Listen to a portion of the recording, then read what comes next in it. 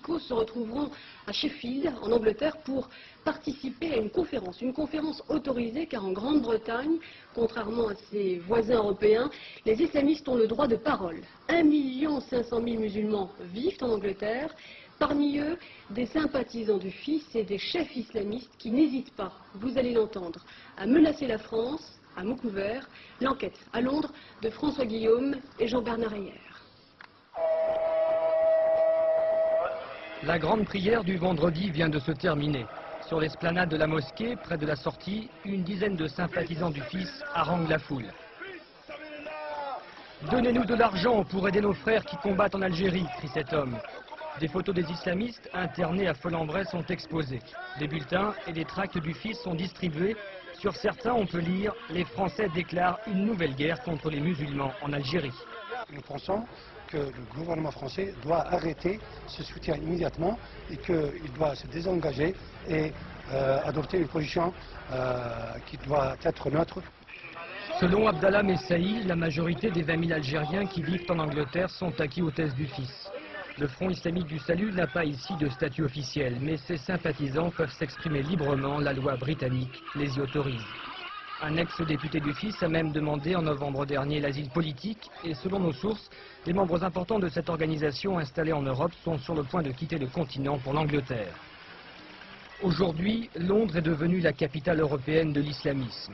Qu'ils soient fondamentalistes pakistanais, égyptiens, proches du Hezbollah ou partisans de la restauration du califat, ils ont obtenu le droit de résidence. La plupart de ces islamistes ont noué des liens avec le fils. C'est le cas de Rachid Ranouchi, fondateur du mouvement tunisien Ennahda. Il est considéré comme l'un des plus grands penseurs islamistes.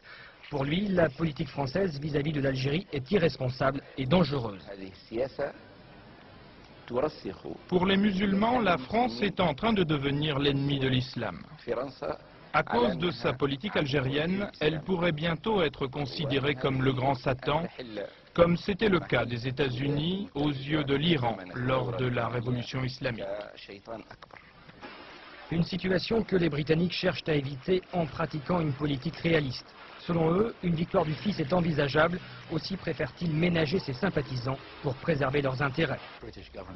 Les autorités britanniques ne veulent pas prendre de mesures radicales contre les islamistes, car elles risqueraient d'être interprétées comme anti-musulmanes, et cela pourrait être néfaste aux relations économiques avec les pays musulmans. Les autorités britanniques n'ont pas souhaité nous commenter leur politique vis-à-vis des islamistes. La police, elle aussi, reste très discrète. Mais par téléphone, un de ses responsables nous a affirmé que les musulmans radicaux faisaient l'objet ici d'une surveillance particulière, à l'exception toutefois des sympathisants du fils. Ils sont considérés ici comme les moins virulents des islamistes. Leurs activités, aux yeux de Scotland Yard, ne représentent aucune menace terroriste. Et puis ce soir, le GIA, le groupe islamique armé, appelle au boycottage de tous les produits français à partir du 1er janvier 1995. On vote en Bosnie ce week-end.